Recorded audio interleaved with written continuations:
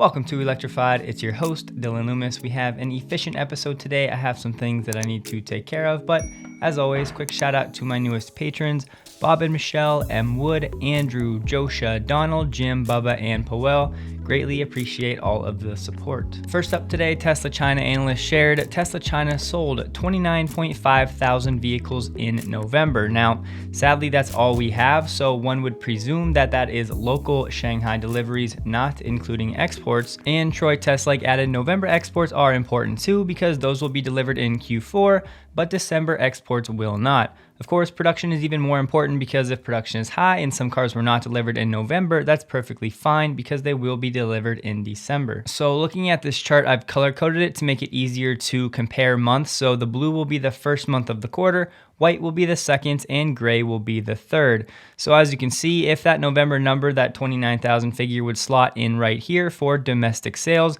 leaving the exports unknown, which we should have within the next week or so. So if that 29.5 thousand figure is indeed accurate and it is the domestic sales number, then that would be the best second month of the quarter Tesla has had. So of course, we'll wait and see what the exports are, but I don't want to spend too much time here until we get more official data. Now, this bit about Electrify America and Tesla, it's not necessarily news, it's just the latest updates, but there is something I want to talk about after. So Electrify America announced it has now deployed over 30 megawatts of battery capacity using Tesla power packs at over 140 charging stations, with more than 90 of those installations in California. Now, these systems in total have more than 30 megawatts of energy storage capacity, representing the largest rollout of on-site behind-the-meter battery energy storage coupled with DC fast charging in North America. And the thought here is these battery storage systems will help to stabilize the prices that these customers are being charged. But the reason I think this is so interesting is because we need to remember if Volkswagen hadn't been caught for Dieselgate,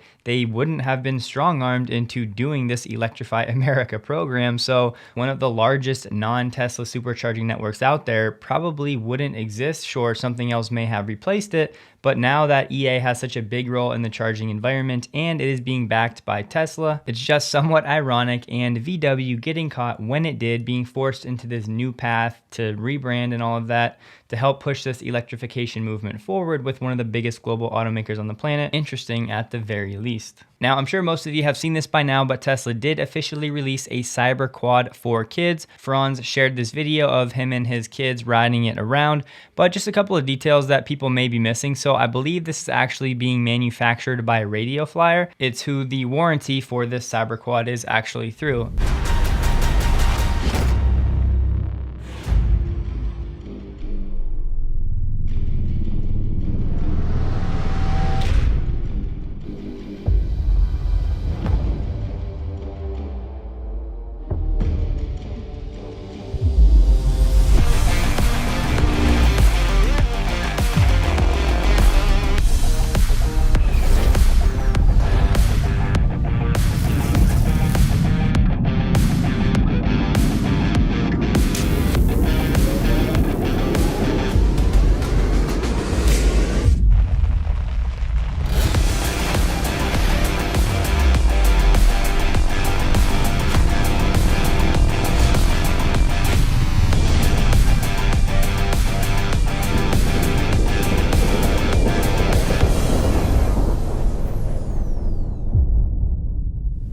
But Tesla selling this for $1,900. Yes, it is already out of stock. Powered by a lithium-ion battery, up to 15 miles of range, and a configurable top speed. There's a high and low setting of up to 10 miles per hour, suitable for anyone 8 years and older. Set to begin shipping in the next 2 to 4 weeks, but orders are not guaranteed to arrive for the holidays. And if you're wondering if you qualify to be able to ride one of these, they have a weight limit of 150 pounds. Yes, the Cyberquad can go in reverse. As mentioned, there are actually 3 settings. Setting 1 is 5 miles an hour, setting 2 is 10 miles an hour, and reverse is up to 5 miles per hour. And for charging, you plug the charger into the bottom of the battery. A completely discharged battery can take up to 5 hours to completely charge. And I will link the warranty and assembly information below if you would like to check it out in more detail. So here we have Gary Black kind of going out on a limb here with all of the Cybertruck stuff going on lately, the socks, the whistle, the Cyberquad. He says many of the hints Elon is dropping about 12.9, which has gotten way out of control, could be about the start of Cybertruck production. Why else make make the Cybertruck Quad, socks, and whistle available for 2021 holidays, Rivian has launched, and the F-150 EV Lightning will start delivery second quarter 2022. Tesla Cybertruck may be next. He says he would much prefer the early launch of Cybertruck rather than a stock split. The early launch would cause full year 2022 earnings to ratchet higher. A split, on the other hand, can always be held until next year when Tesla again reaches 1374 or higher. And what is his reasoning for this? Well, Rivian deliveries start quarter one. Rivian's production ramp is largely on plan. Ford F-150 Lightning deliveries also starting in the second quarter.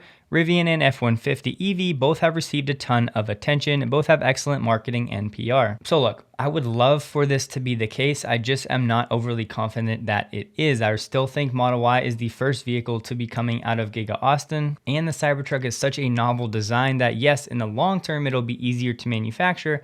However, getting that up and running an entirely new line, it's just gonna take more time than I think people are expecting. So with this one, I am not holding my breath, although I really do hope I am wrong and Gary is right. And as is becoming a recurring theme, Jay in Shanghai shares massive surge of Tesla Model Ys in Suzhou, China, DMV, waiting to get their vehicle inspection before getting the license plates. December is going to be a busy month at the DMV across the country, and sharing this video footage.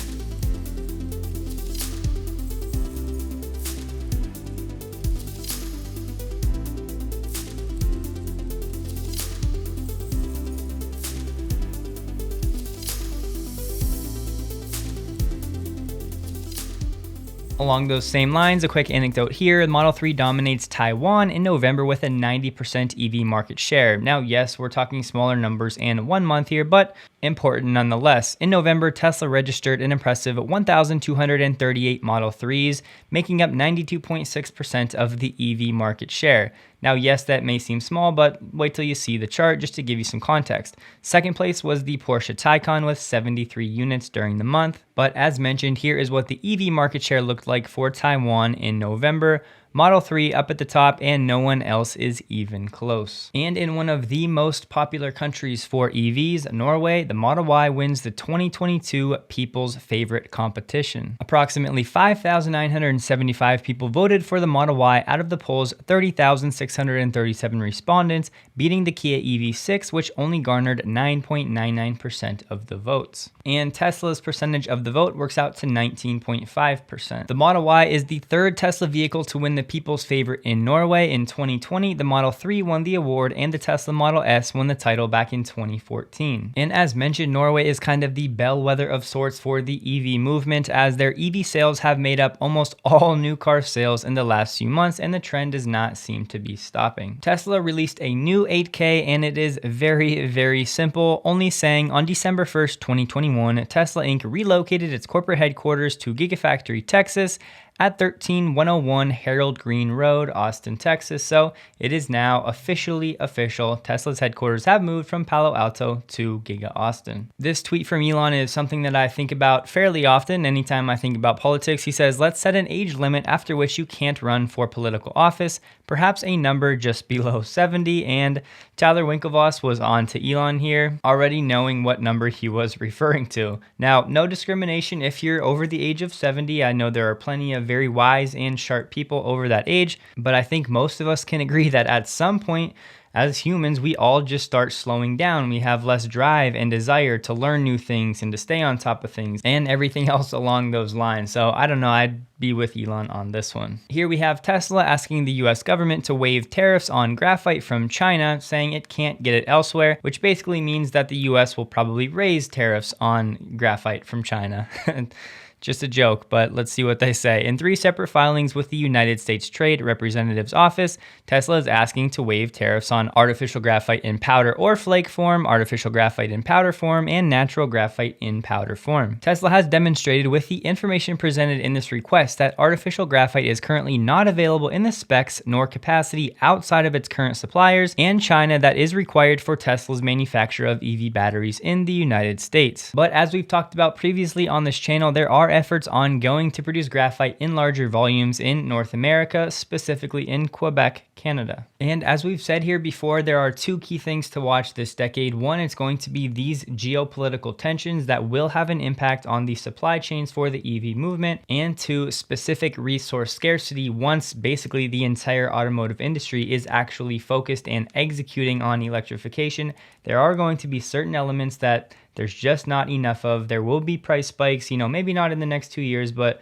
once we get to 2025 and beyond, I guarantee you at some point this is going to come into play. And yes, cobalt would be the first resource that comes to mind. It looks like Nissan has picked its EV charging partner over in Europe. So Nissan announced Thursday a deal with EV charging firm Allego. Allego will install and operate direct current DC fast charging stations at Nissan dealerships and related locations across 16 European countries at more than 600 locations. So this is a little known company in the States, but Allego operates one of the largest European charging networks with more than 26,000 charging ports at 760 locations. And Allego is currently a private company, but this is set to change as they are raising money and going to become a publicly traded company via a SPAC. Here we have GM. They cannot catch a break. They are extending the EV Chevy Bolt production halt to late January, specifically through January 28th. This was originally just going to be a few week shutdown, then it was pushed until the end of the year, and now it is basically all the way through the month of January. And GM has really only said that it's continuing to focus on battery module replacements. And here we get the first look at the new Polestar 3 set to come out in 2022.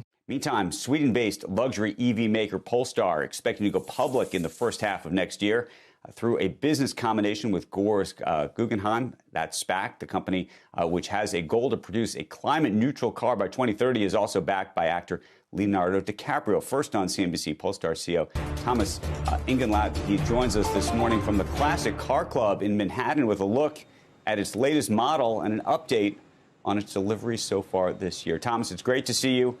You're standing in front, just so we're clear, that's a beautiful car behind you. That's a prototype, I think. That's not the car on the road just right now yet. Not on the road yet.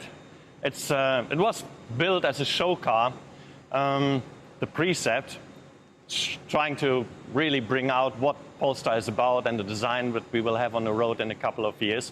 Having said that, when it was so well received and so many people loved it and were positive about it, we actually decided to put it in production. So 2024, the Precept will be on the road. Polestar, which is Volvo's EV sub-brand, will soon have additional EV offerings to join the Polestar 2 that's already on sale, as it's aiming to introduce a new model each year. And the Polestar 3 will be next to arrive. This is set to be built in Charleston, South Carolina, where the Volvo S60 sedan is currently made. Polestar also announced that the 3 will eventually offer autonomous highway driving using, yes, LiDAR technology. Polestar 3 will go on sale toward the end of 2022, expected to start at around $75,000. Polestar's flagship luxury sedan, the Polestar 5, is set to enter production in 2024, and the 4 is rumored to be a more affordable crossover to slot under the 3, presumably in 2023. But that is all for today. Again, apologies for the expedited episode, but I do have some things to take care of, so please take a second to like the video if you did. Hope you guys have a wonderful day, and a huge thank you to all of my Patreon supporters.